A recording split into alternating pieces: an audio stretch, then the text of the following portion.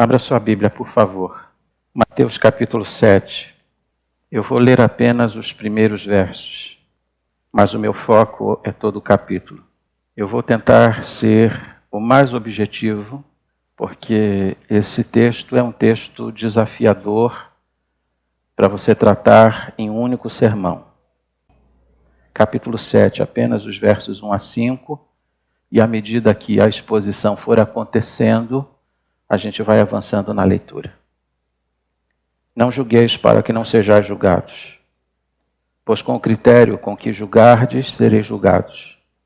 E com a medida com que tiverdes medido, vos medirão também.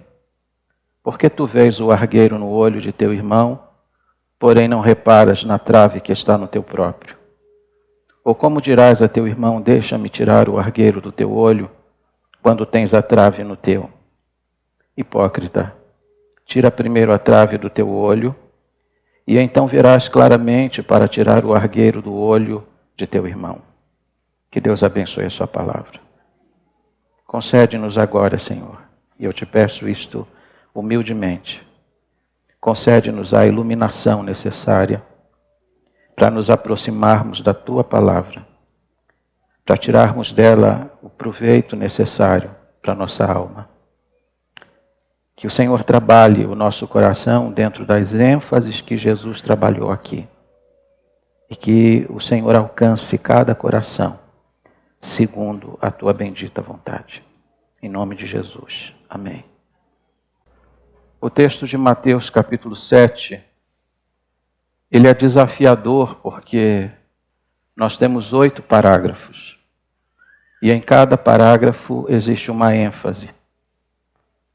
Alguns imaginam que Mateus tenha coletado discursos isolados de Jesus e reunido nesse único material. Isso então implicaria que Mateus teria feito um trabalho assim meio atabalhoado, que Mateus tenha escrito esse capítulo de uma forma desajeitada, porque ele estaria unindo vários assuntos sem conexão entre eles. Mas se nós olharmos atentamente para esta passagem da Bíblia, você vai perceber que existe nela um fio condutor. Os pensamentos não estão entrecortados, eles estão ligados por esse fio, que é a questão do julgamento. Hoje eu vou falar sobre 8 tipos de julgamento. E o tema de hoje é o julgamento do cristão. Não o julgamento que nós vamos receber um dia, mas o julgamento que a gente faz e, em alguns casos, que a gente deveria fazer. Quais são os elementos que estão presentes nesta passagem? Eu vou ser bem objetivo, senão a gente não sai daqui hoje. Daria 8 sermões, só esse texto de Mateus capítulo 7, mas eu não tenho 8 semanas para tratar. Então a gente vai trabalhar de forma compacta. Primeiro, o julgamento temerário.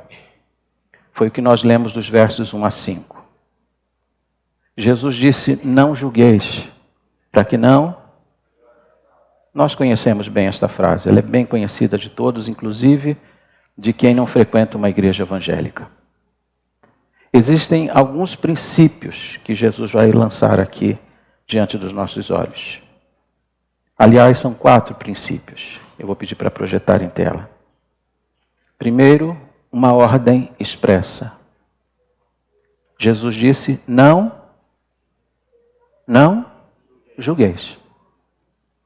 Você não tem conhecimento suficiente, você não tem poder para julgar de forma imparcial algum assunto, ainda mais quando se refere à vida de alguém.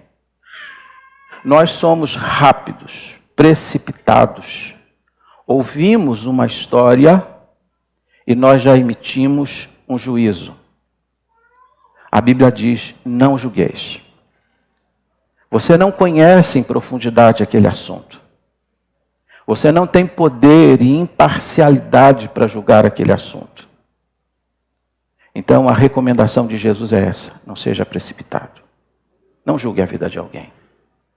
Não lance petardos sobre a vida de alguém. Segunda coisa importante, nós temos uma justificativa clara para não julgar.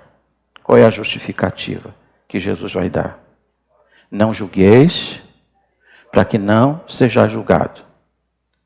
Quando você se assenta na cadeira de juiz, você implicitamente está se preparando para um dia sentar-se no banco dos réus.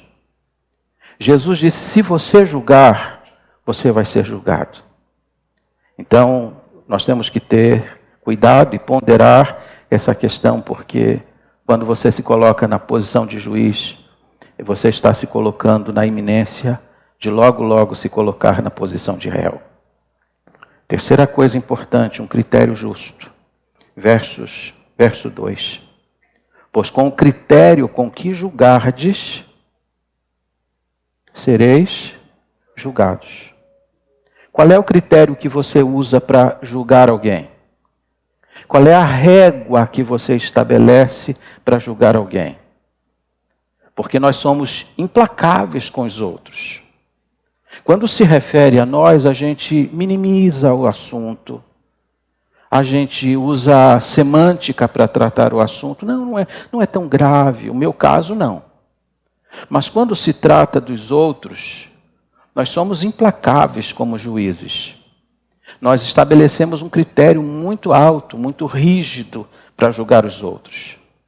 Mas Jesus disse, se você usar um critério alto, rígido para julgar os outros, você está se colocando na mesma posição de um dia ser julgado por esse mesmo critério. Você não está apenas usurpando o lugar de juiz que pertence a Deus. Você está estabelecendo o critério com que você vai ser julgado. Vou dar um exemplo básico para vocês. Vocês devem lembrar da experiência do rei Davi. Um dia o pastor de Davi, profeta Natã, foi ao palácio do rei Davi e disse, eu preciso conversar contigo. O pastor de Davi tinha acesso livre ao palácio do rei Davi. Eram amigos antes de tudo. E Natã usou uma parábola para conversar com Davi. Disse, Davi, eu quero te contar uma história. Um homem recebeu em casa uma visita ilustre e resolveu preparar um banquete para essa visita. Mas ele assim olhou para o rebanho dele, tinha muitas ovelhas, e disse, eu não vou matar nenhuma das minhas ovelhas. Ele olhou por cima do muro e viu o vizinho que tinha uma única ovelha. Ele pulou o muro, roubou a única ovelha do vizinho e fez um banquete em casa para servir o seu convidado. Davi, quando ouviu essa história, ficou enfurecido. Disse, quem é este homem para que eu o mate? Pela cordeira, ele vai pagar 4 vezes. Pela cordeira, ele vai pagar 4 vezes. Ele estabeleceu um critério. Quando ele disse isso, o profeta Natã disse para ele, esse homem és tu, ó rei. Você roubou uma mulher que era casada. Você roubou a única mulher de Urias. E Davi tinha um harém. Podia dispor de muitas mulheres e ele roubou a única que Urias tinha. Ele disse, pela cordeira vai pagar 4 vezes. Sabe quantas vezes Davi pagou por aquele pecado com Batseba? 4 vezes. Deus ceifou a vida de 4 dos seus filhos. Quando você julga os outros com um critério muito alto, você está se colocando na iminência de receber o mesmo juízo na mesma medida. Então a gente precisa aprender a ser misericordioso no momento de julgar a vida de alguém. Quarta coisa importante dentro do julgamento temerário. Um discernimento necessário. Porque tu vês o argueiro no olho de teu irmão, porém não reparas na trave que está no teu próprio. Argueiro significa cisco. Quando cai um cisco nos seus olhos, incomoda? Deveras, né? A gente fica doido com um cisco nos olhos. Uma poeira que cai nos olhos, a gente fica incomodado. E quando alguém tem um cisco nos olhos, é bom que você ajude mesmo. Às vezes cai algum corpo estranho nos meus olhos, a minha esposa me ajuda e retira lá com uma pinça, ou às vezes com o jeitinho dela, ela consegue tirar. Quando alguém está com problema, você deve ajudar. Mas o que Jesus está falando aqui é uma outra coisa. A gente consegue reparar o erro dos outros, que é mínimo, mas não consegue muitas vezes enxergar o erro que é grave, que está na própria vida. Você repara no cisco que está no olho de alguém, mas não vê a trave que está no seu próprio olho. E trave aqui é um tronco que sustenta toda uma construção. É óbvio que a linguagem de Jesus aqui é hiperbólica, ele está exagerando. Nunca alguém vai ter um tronco nos olhos. Mas o que ele está querendo dizer é que a gente enxerga pequenos erros nos outros, mas muitas vezes não consegue enxergar grandes erros que estão na própria vida. Aí Jesus diz assim: hipócrita, tira primeiro a trave do teu olho, e então verás claramente para tirar o argueiro do olho de teu irmão. Ou seja, antes de querer tirar o cisco dos olhos de alguém, tire a trave que está na sua própria vida. O que Jesus está dizendo é que muitas vezes nosso juízo é falso. Essa justiça que a gente traz, ela é improcedente. Segunda coisa que Jesus vai falar aqui sobre questão de julgamento, é o julgamento necessário. Não deis aos cães, verso 6, o que é santo. Nem lanceis ante os porcos as vossas pérolas, para que não as pisem com os pés e voltando-se vos dilacerem. A linguagem de Jesus é chocante. Jesus compara determinados homens com cães e com porcos. E aqui a gente precisa entender o que Jesus está falando. Porque Jesus está falando, tudo tem sentido. Quando Jesus está falando de dar aos cães aquilo que é santo, o que Jesus está pensando? Possivelmente, naquela carne que era trazida, ou aquele animal que era trazido ao altar e oferecido a Deus, e a carne daquele sacrifício era algo santo. Imagine você, e nenhum judeu piedoso faria isso, pegar aquela carne que era algo santo porque fora dedicado a Deus, e lançar para os cachorros ou para os cães. Eles certamente devorariam aquela carne, mas em nenhum momento eles iam discernir que aquela carne fora dedicada a Deus, que aquele era algo santo. Os cães não têm esse discernimento. Do mesmo modo, Jesus disse: não lanceis as vossas pérolas aos porcos, porque os porcos não vão discernir.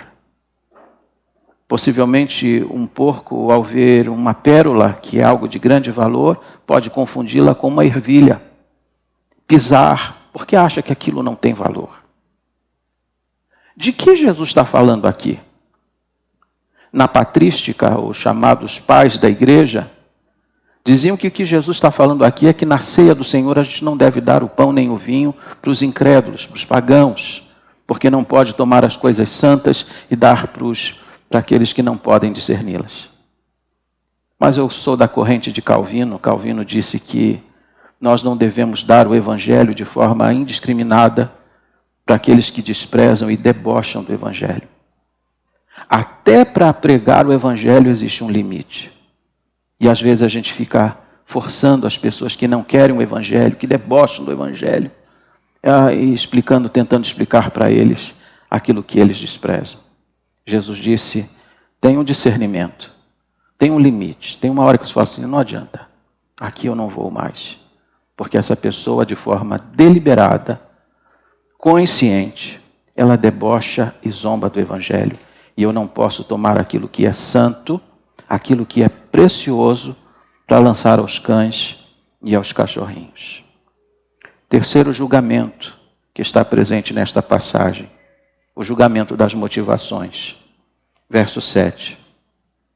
Pedi e dar-se-vos-á. Buscai e achareis. Batei e abrir-se-vos-á. Pois todo o que pede recebe, e o que busca encontra, e a quem bate abrir-se-lhe-á. Só esse primeiro ponto. Nesta passagem, neste ponto, neste parágrafo em particular, Jesus está tratando de 3 coisas importantes. Primeiro, uma ordem para quem ora, ou uma ordem para orar, uma promessa para quem ora, e terceiro, a generosidade de quem ouve a oração. Então, vou trabalhar cada uma delas. Primeira ordem. A ordem é pedir e dar-se-vos-á. Buscai e achareis. Batei e abrir-se-vos-á. 3 elementos estão presentes aqui: a humildade, a perseverança e a ousadia. A humildade, ele está dizendo pedir. Oração não é uma ordem que você dá a Deus. Essa coisa que existe hoje nessas igrejas pseudo-evangélicas, que diz, dê uma ordem para Deus, exija, coloque Deus contra a parede. A Bíblia não ensina isso. A Bíblia diz que a oração é uma petição e a gente vai a Deus com muita humildade, dizendo, Senhor, eu sei que eu não mereço, mas eu te peço. Segundo, a perseverança. Buscai e achareis. E a ideia de buscar aqui é de continuar buscando. Perseverar na oração. Jesus ensinou vários princípios para nos estimular a sermos firmes naquilo que pedimos. Porque nós oscilamos muito na oração. Começamos a pedir sobre um assunto, aí você começa com entusiasmo, 1 dia, 2 dias, 3 dias, e você está lá orando, aí 4º dia você acha que aquilo já está demorando demais. Que Deus não está respondendo sua oração. Lá pelo 5º, 6º dia você já desistiu de orar por aquele assunto. Você já está orando sobre outras coisas, porque aquele o Senhor não atendeu. Mas quando Jesus conta a parábola da viúva, que foi ao juiz iníquo, diz a Bíblia que ela chegou a ele e disse, julga a minha causa. E ele não lhe deu atenção. E ela ficou então insistindo todos os dias, onde eu encontrava, na beira do tribunal, no caminho de casa, julga a minha causa, julga a minha causa, julga a minha causa. E ele disse, ainda que eu não temo a Deus, ainda que eu não respeito os homens, porque esta viúva me importuna, eu vou julgar a sua causa. Aí Jesus diz assim, você já parou para pensar? Um juiz da terra, que não teme a Deus, que não respeita os homens, por causa da perseverança atende. Imagine Deus que é bom. Se você está orando por um assunto, conversão do marido, conversão dos filhos, pedindo a Deus por uma causa, não pare até que Deus dê a resposta, porque a Bíblia diz que ele contou a parábola da viúva para ensinar a gente sobre o dever de orar e nunca desanimar.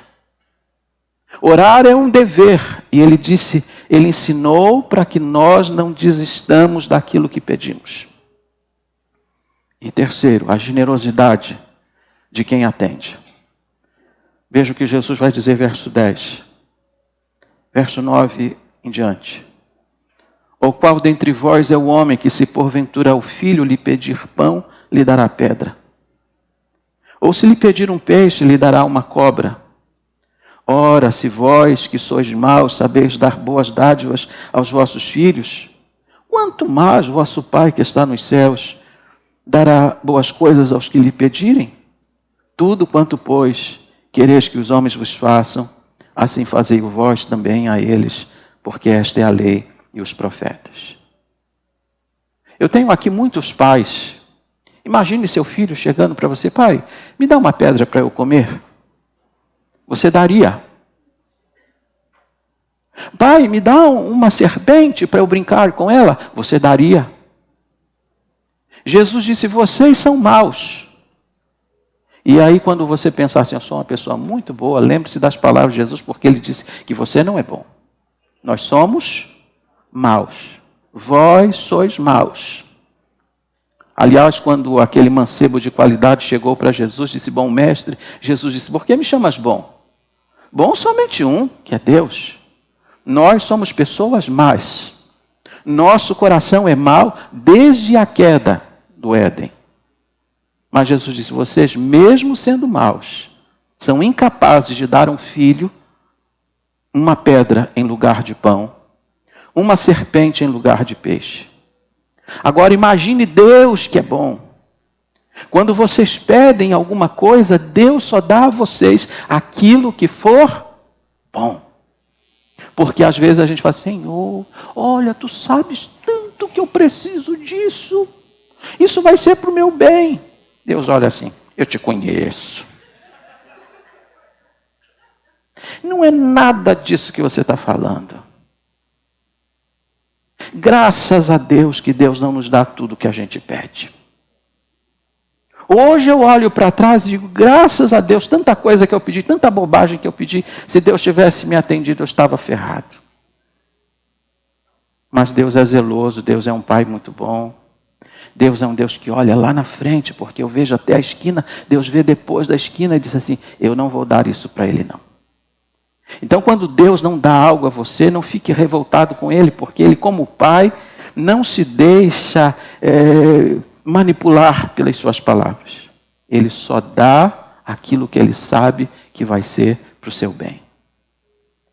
Mas lembre-se que eu falei aqui: humildade, pedi. Perseverança, batei.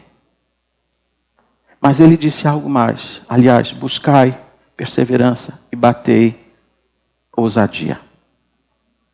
Na oração nós devemos ser pessoas ousadas. E eu fiquei ontem, enquanto eu meditava nessa passagem à tarde, eu fiquei pensando assim: que exemplo eu tenho de ousadia na oração? Aí eu lembrei de George Miller. 2 episódios da vida dele.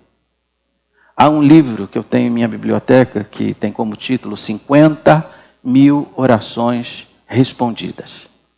George Miller catalogou 50.000 orações que Deus respondeu para ele. Quantas Deus já respondeu para você? Você não catalogou?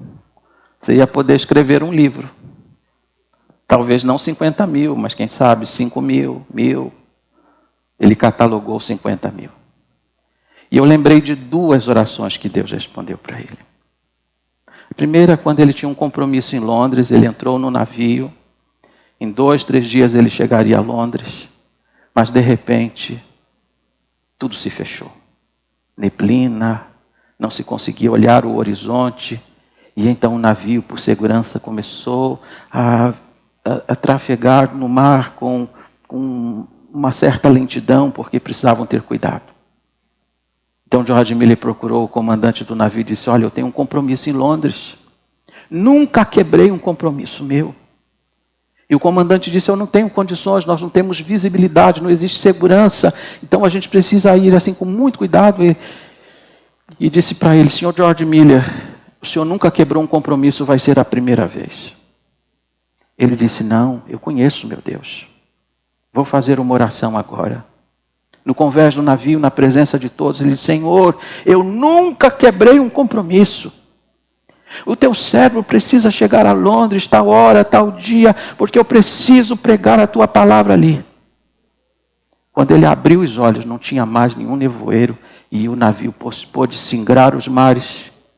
E no dia e na hora certa, ele estava lá para pregar.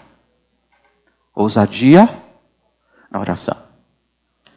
George Miller fundou mais de 1.000 orfanatos em Londres, na Inglaterra. E num desses orfanatos, um dia pela manhã, disseram para ele: olha, nós não temos pão, nós não temos café, nós não temos leite, não temos nada para dar para as crianças. O que fazemos? Ele disse para os funcionários: mandem as crianças descerem para o refeitório. Coloquem lá as xícaras, coloquem os pratos, coloquem os talheres, coloquem tudo sobre a mesa. E reúnam as crianças lá. Ele desceu para o refeitório, as crianças estão formadas. E ele disse: nós vamos fazer a Deus uma oração. Vamos agradecer a Deus pelo alimento. Ó Deus, muito obrigado pela provisão, pelo alimento dessa manhã. E os funcionários estão olhando assim: mas que alimento?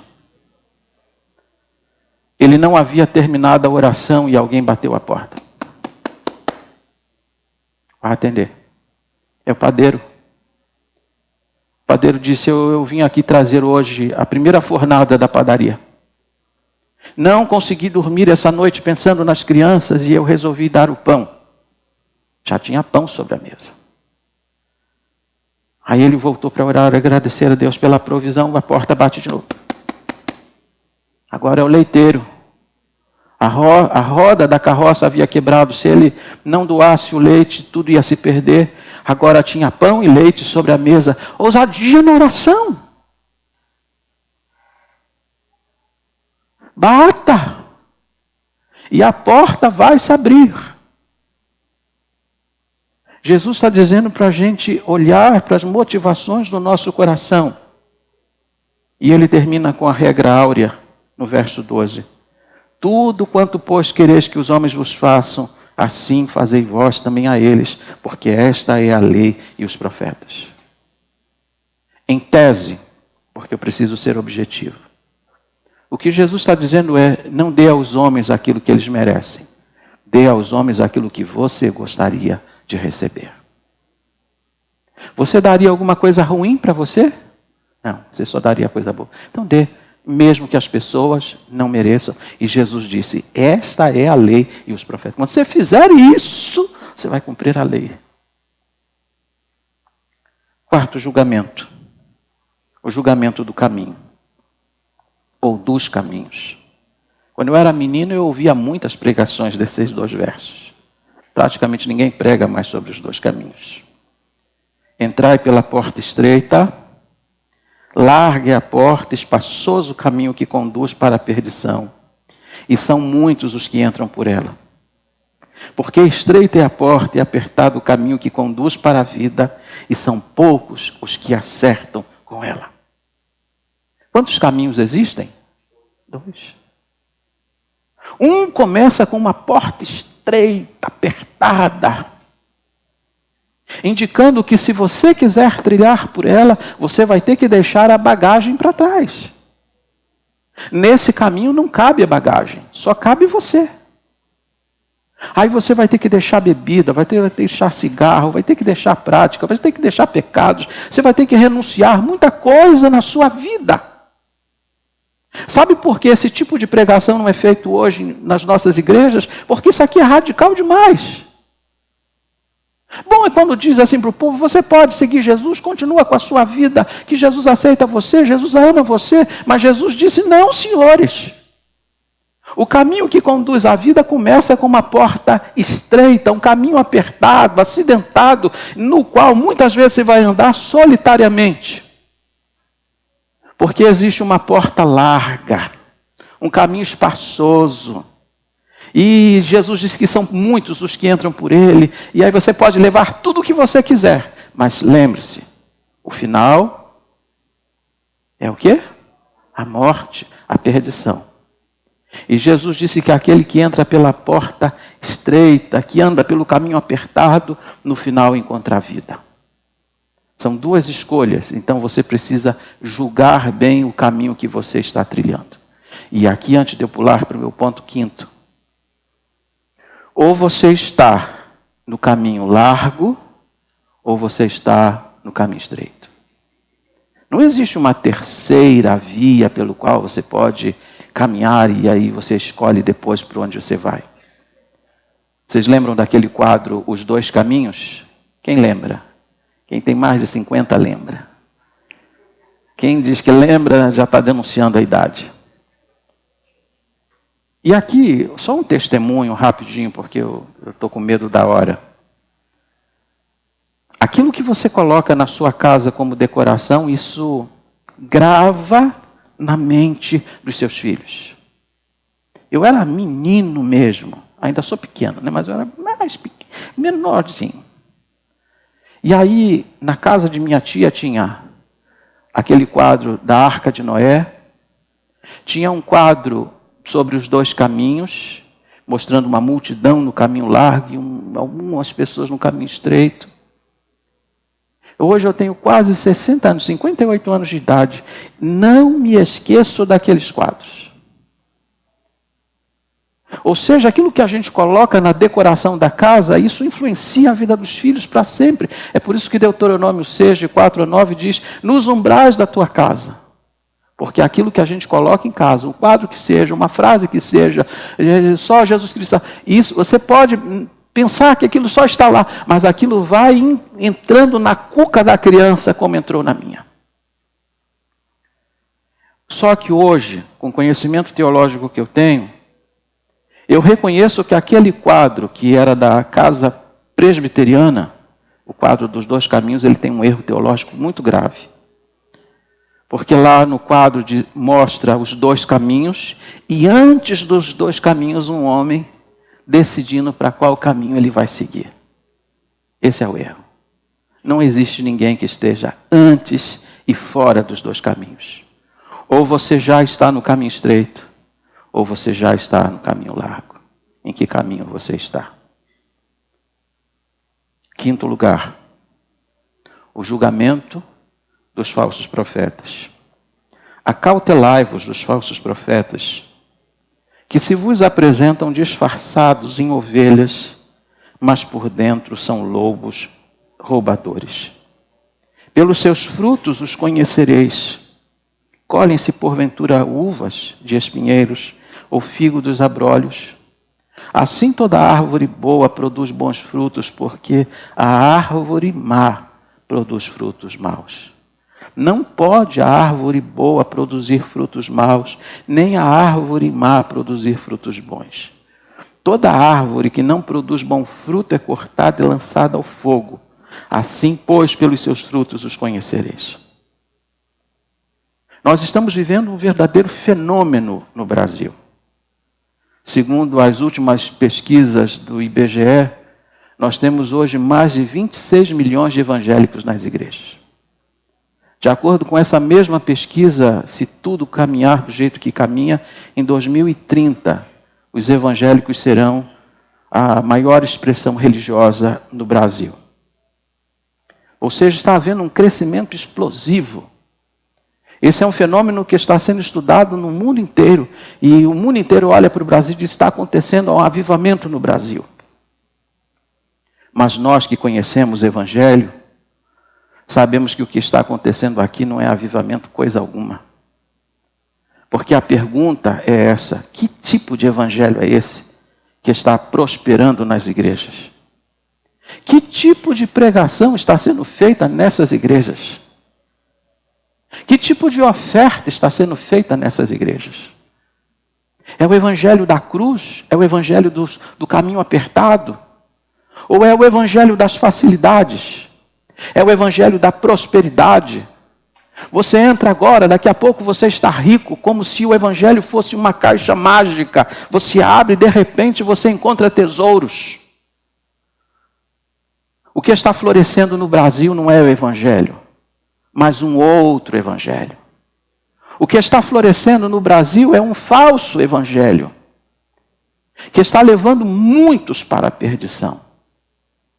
Estão proliferando no Brasil, de uma forma exponencial, os falsos profetas. Eles estão nas igrejas evangélicas, oferecendo sal grosso para as pessoas, galho de arruda para as pessoas, banho de sal grosso, corrente da prosperidade, corrente disso, corrente daquilo. Mas isso não tem nada a ver com o evangelho. E sabe o que Jesus disse para nós? Acautelai-vos. Falsos profetas já existiam desde o Antigo Testamento, nos dias de Jesus já eram mais, e ele disse que nos nossos dias seriam muitos, muitos. Quando perguntaram a Jesus qual era o sinal da sua vinda, da sua próxima vinda a esse mundo, ele disse, o primeiro sinal é esse, aparecerão muitos falsos profetas. Aliás, eu lhe pergunto, a quem você está ouvindo? Que tipo de pregação você ouve durante a semana em casa? Quais são os pregadores que você acessa? Porque são muitos falsos profetas e olhe, alguns deles são grandes. Porque Jesus não diz que eles são plantas, diz que eles são árvores.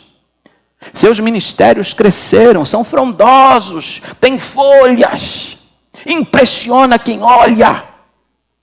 Mas Jesus disse, não se impressione com as folhas, nem com o tamanho da árvore, olhe para os frutos. Acompanhe a internet o que está acontecendo com uma determinada igreja neopentecostal no Brasil. Uma igreja que prosperou nos últimos 30 anos, mas que agora está sendo levada de roldão por escândalos atrás de escândalos. Os frutos são maus. Cada dia que eu leio as matérias eu fico mais envergonhado. Perguntaram assim para o pastor Augusto Nicodemos como ele gostaria de ser chamado. Ele disse, eu prefiro que me chamem hoje de escritor, porque eu tenho vergonha muitas vezes quando alguém me chama de pastor. E eu entendo o que ele está falando. Eu estava no Bradesco, um dia desse, agência cheia. Aí de repente alguém gritou assim, pastor Glauco. A agência inteira olhou para esse homem pequeno. E sabe como é que eles me olharam? Como? Mais um ladrão. Mais um. A igreja está vivendo um descrédito muito grande hoje, por causa dos falsos profetas. E Jesus disse, tenham cuidado, porque eles vêm assim com uma voz aveludada, sabe? Parece uma ovelhinha. Mas é só uma capa, porque por trás daquilo tem o quê? Um lobo para destruir. E muitos crentes estão se deixando levar por essa gente. Tenham discernimento para julgar isso. Vamos para o 6º julgamento. Verso 21, 22 e 23. Eu já vou terminar. Nem todo o que me diz Senhor, Senhor, entrará no reino dos céus, mas aquele que faz a vontade de meu Pai que está nos céus. Muitos naquele dia hão de dizer-me, Senhor, Senhor, porventura não temos nós profetizado em teu nome? E em teu nome não expelimos demônios? E em teu nome não fizemos muitos milagres? Então lhes direi explicitamente, nunca vos conheci. Apartai-vos de mim os que praticais a iniquidade. Veja que coisa curiosa. Jesus está aqui estimulando a gente a julgar os falsos crentes. Os falsos crentes, como é que eles falam? Senhor, Senhor. Eles têm a ortodoxia nos lábios, chamam Jesus de Senhor. Falam com bastante profundidade, Senhor, Senhor. E notem que eles têm obras sobrenaturais. Eles profetizam em nome do Senhor. Eles expelem demônios em nome do Senhor. E no nome do Senhor fazem muitos milagres. Quando eles dizem, Senhor, nós, porventura, em teu nome não profetizamos, em teu nome nós não expelimos demônios, em teu nome não fizemos muitos milagres. Jesus não nega. É verdade, vocês fizeram tudo isso. Só que tem um detalhe, eu não conheço vocês. Porque o critério para entrar no céu não é fazer muitas coisas, nem fazer obras sobrenaturais. O critério para entrar no céu é esse. Todo aquele que faz a vontade do meu Pai que está nos céus. Se você não faz a vontade do Pai que está nos céus, você é um falso crente. Você é alguém que vem para a igreja, canta bonito, fala bonito, faz tudo bonito, faz até coisas grandes. Mas Jesus disse assim, eu nunca conheci vocês. Apartai-vos de mim, os que praticais a iniquidade. 7º e penúltimo lugar, o julgamento dos fundamentos. Essa passagem é bem conhecida nossa, porque sempre que pregamos sobre ela, falamos em casamentos ou em ocasiões que envolvem a família.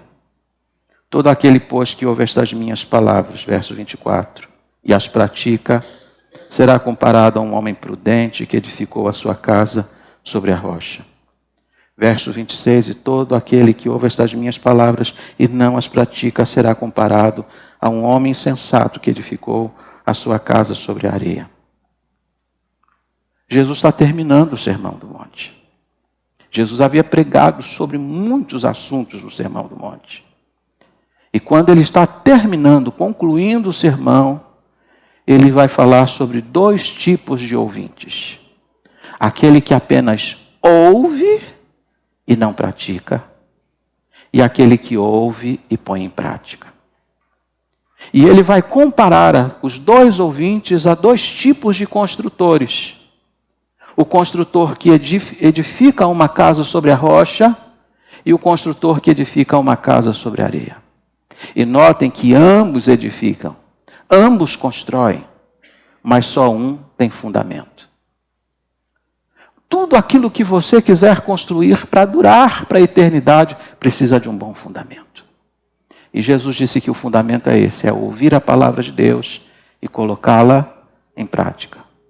Tiago, irmão de Jesus, disse que você se engana quando você apenas ouve e não põe em prática. A vida cristã ela implica em prática da palavra. Você pode dizer, eu conheço, já encontrei muita gente aqui em São Roque assim. Pastor, eu conheço a Bíblia toda. Pastor, eu já li a Bíblia toda. E daí? Você pratica a palavra de Deus? Conhecimento não salva ninguém. O que salva é a prática da palavra de Deus. E por último, o julgamento do pregador. Versos 28 e 29, e eu termino. Quando Jesus acabou de proferir estas palavras, estavam as multidões maravilhadas da sua doutrina, porque ele as ensinava como quem tem o quê? A autoridade, e não como os escribas.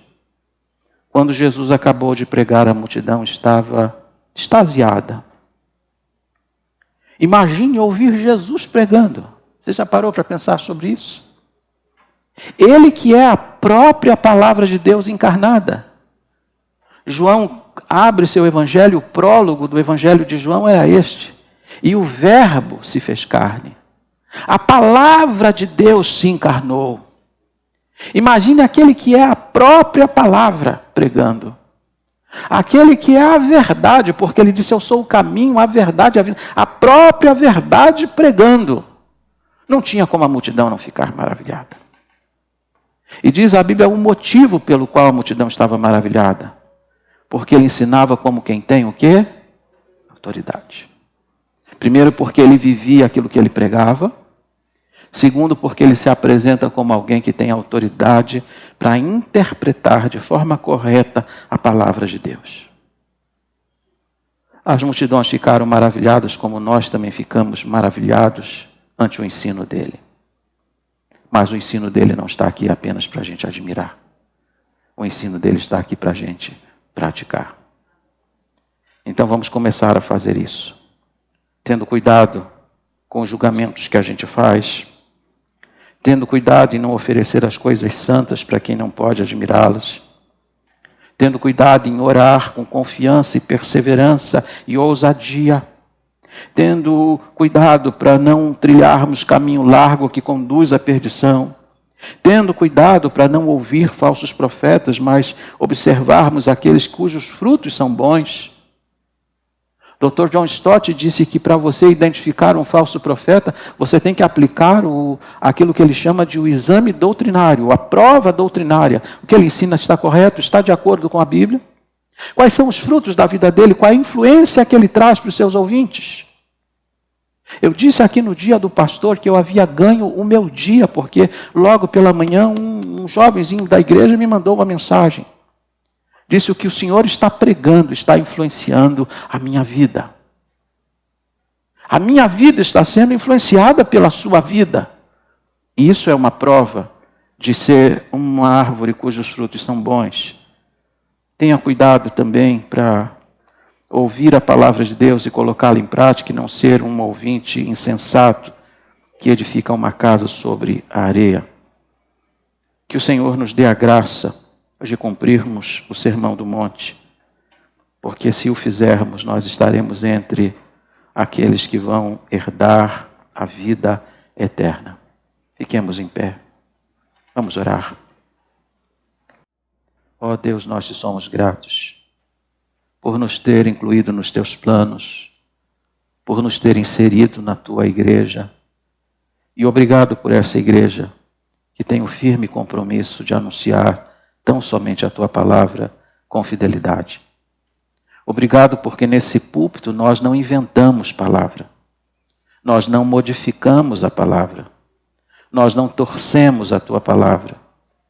Não usamos a tua palavra como objetivos fraudulentos, para nos locupletarmos, mas anunciamos tua palavra para que os homens temam e tremam o Senhor de toda a glória. Abençoa-nos nesta hora e enche o nosso coração da tua presença. É a oração que eu faço em nome de Jesus.